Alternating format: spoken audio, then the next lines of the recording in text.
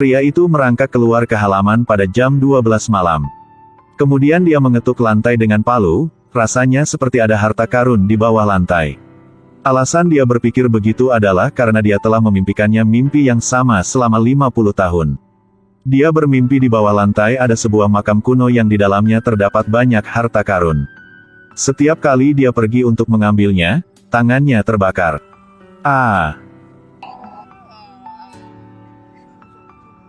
Apakah kamu bermimpi tentang memegang emas dan membakar tanganmu lagi? Perasaan menjadi semakin nyata, semakin intens. Dia merasa ada sesuatu yang memanggilnya.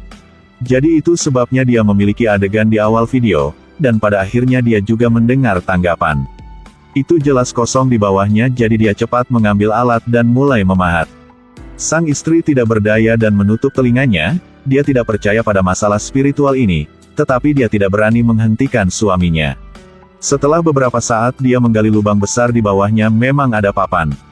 Dia buru-buru mencoba mengetik di atasnya, semakin dia mendengarnya, semakin dia percaya diri akan pikirannya.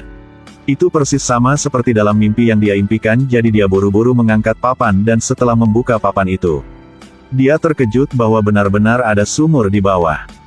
Jadi dia buru-buru memanggil istrinya untuk membuktikannya. Perhatikan baik-baik ini. Lihat ini, apa ini? Memang itu adalah sumur. Mengerikan banget. Apa mengerikan? Perhatikan baik-baik. Dia memberitahu istrinya bahwa ketika koalisi menyerang Beijing, Qi mengirim seseorang untuk menyembunyikan harta karun itu di dalam sumur. Dan ini mungkin sumur tempat dia menyembunyikan hartanya. Istri tidak percaya, siapa yang tahu apakah legenda itu benar atau tidak. Melihat istrinya curiga, dia mengeluarkan tongkat untuk menyelidiki di bawah. Kosong.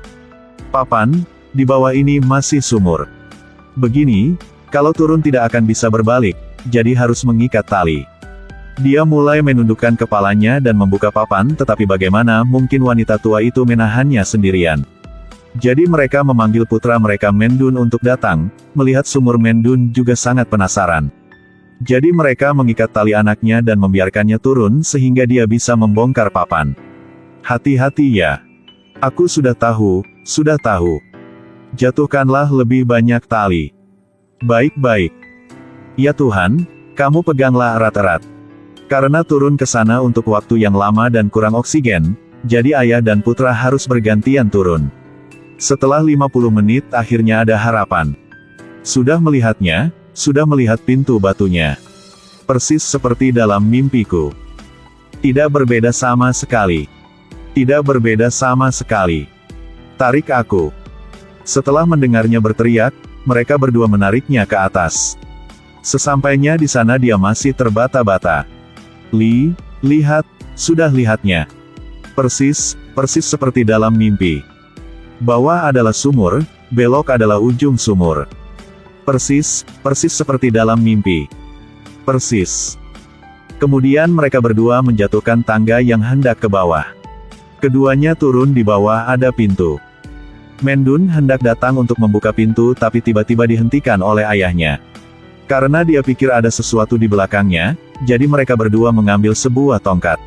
Menggunakannya sebagai item tes, tetapi tidak peduli betapa berusahanya, mereka masih tidak bisa membuka pintu.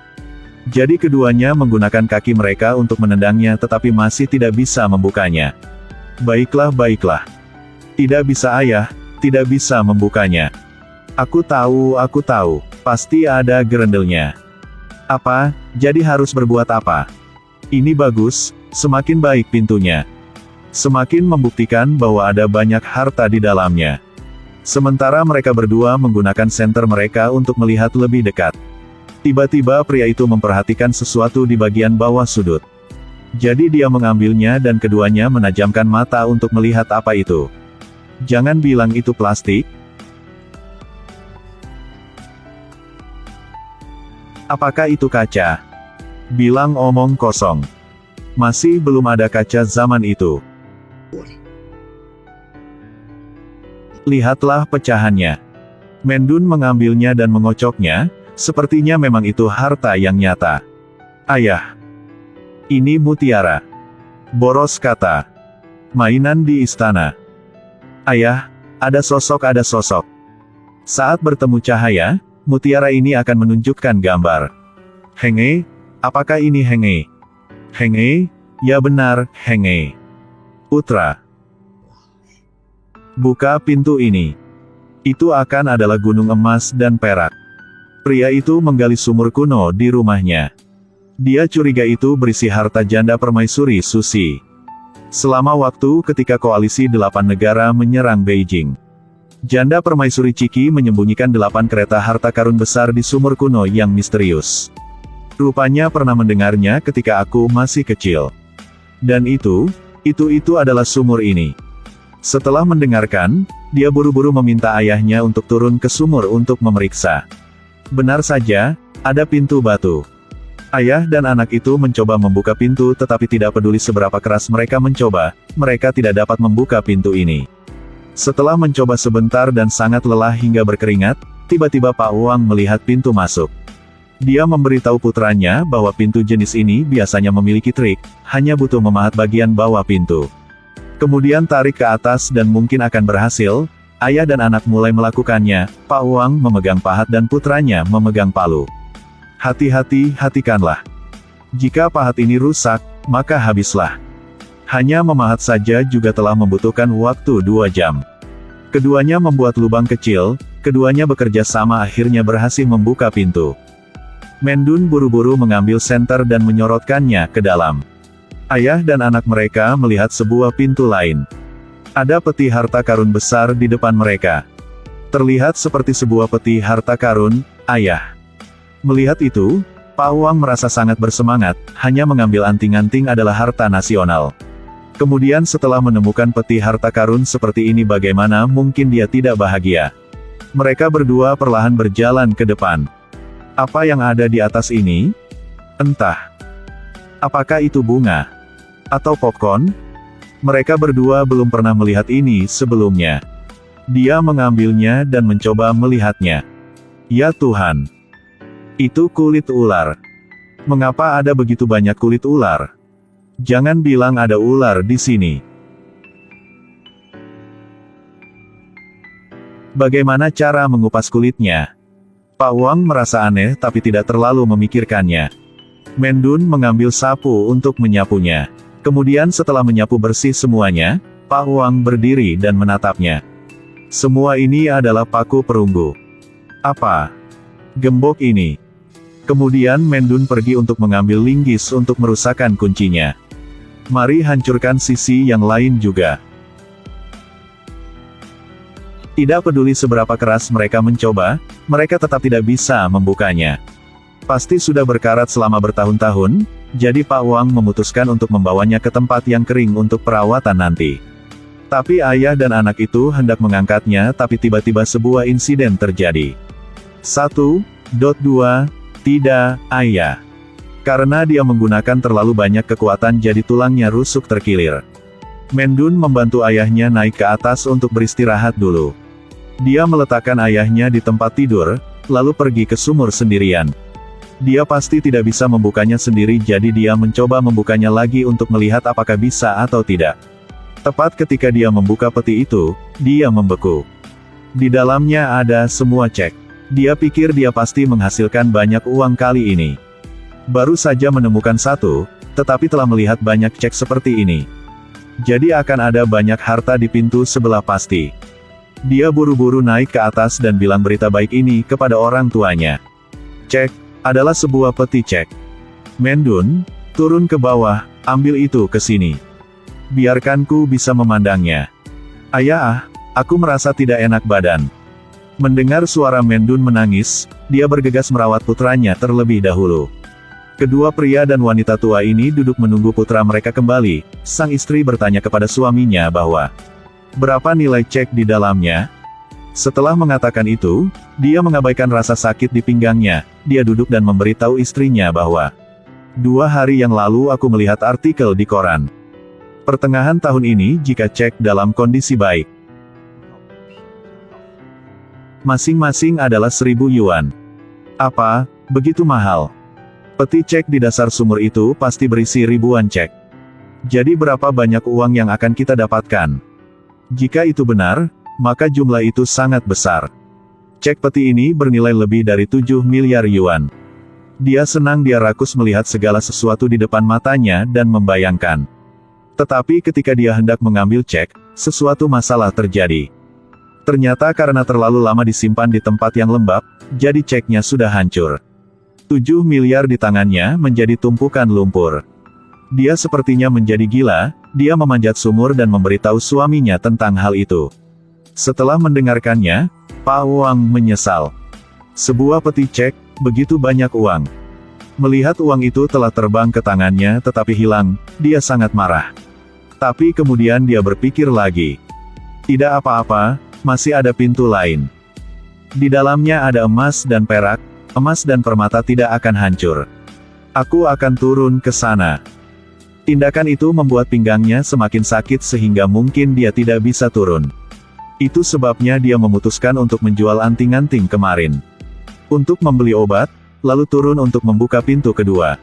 Keesokan harinya ia menemukan seorang spesialis barang antik untuk bertanya.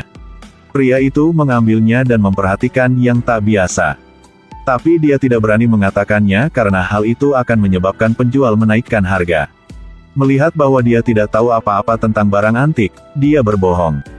Item ini memiliki warna biasa, harganya sekitar 80-90 yuan. 80-90. Tolong melihatnya baik-baik. Ini adalah barang di istana. Melihat orang tua ini tegar, pria itu juga harus menaikkan harganya. 500 yuan, oke. 500, apakah Anda pikir saya tidak tahu apa-apa? Tolong simpan uang itu dan gunakannya. 800. 800, 1000 juga mimpilah. Hehe, terburu-buru untuk apa? Anggaplah saya sedang menguji Anda. 3000 boleh? Melihat pria itu tidak jujur, jadi dia juga muak. Tentunya barang ini tidak begitu murah, dia hendak pergi dan bertanya kepada orang lain. Sore itu pria itu masuk ke sebuah toko dan menemukan sepasang anting-anting yang persis seperti itu. Dia memikirkan sebuah rencana, sisi lain, sementara cucunya bermain sementara kakeknya tidur lelap. Dia mengambil anting itu dan memainkannya sebagai ganti kelereng. Baru saja menembaknya, tiba-tiba seorang pria melihatnya.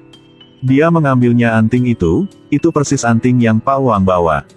Dia merasa bahwa dia sangat beruntung sehingga dia mengambil kesempatan itu saat bayinya sedang bermain. Dia mengambil satu yang persis sama seperti itu sebagai menggantinya dan kemudian dia mengambil gambar. Dia pergi menemui pemilik Han yang berspesialisasi dalam membeli barang antik untuk melihat berapa harganya. Aku bilang ini. Saya telah menjalani profesi ini selama 10 tahun. Saya belum pernah melihat anting yang bagus seperti ini. Pil sebesar ini hanya membutuhkan cahaya untuk bersinar. Kemudian gambar Henge akan ditampilkan. Menurut saya, ini pasti dari istana. Apakah Anda sedang bercanda dengan selera saya? Anda harus membiarkan saya melihat barang itu, selama Anda menunjukkannya, saya akan membayar Anda dengan harga yang membuat Anda puas. Mendengar dia mengatakan itu, dia juga sangat senang, keduanya memutuskan untuk melakukan transaksi keesokan harinya. Setelah kedua pria itu pergi, Bos Han berhati-hati. Temukan ahli barang antik terkenal. Untuk menentukan nilainya. Dari mana Anda dapat ini? Itu bukan milik saya. Ini adalah harta nasional. Harta nasional? Anting janda permaisuri Susi tidak ditemukan ketika dia dimakamkan dan belum ditemukan sampai sekarang. Misalnya, jika ini adalah anting yang dia pernah pakai. Jadi apakah itu dianggap sebagai harta nasional? Itu benar, pasti seperti itu. Dalam anting ini ada gambar Henge yang dibikin secara alami. Memang benar hanya ada satu di dunia. Tolong beri nilai itu untuk saya. Berapa harga barang ini? Ahli mengatakan bahwa itu adalah harta nasional, jadi sulit untuk menilainya. Puluhan ribu baik-baik saja, beberapa ratus ribu baik-baik saja, miliaran baik-baik saja juga. Ketika dia mendengar ini, dia merasa sangat gembira. Keesokan paginya pria itu membawa anting itu datang. Pemilik Han mengambilnya dan melihatnya sebentar untuk memastikan itu pasti yang kemarin. Benar-benar komoditas langka, ciptaan bumi. Tolong bayar harganya. Tolong beritahu saya. 10.000 yuan. Okelah. Sial, kedengarannya seperti harga itu masih agak sedikit.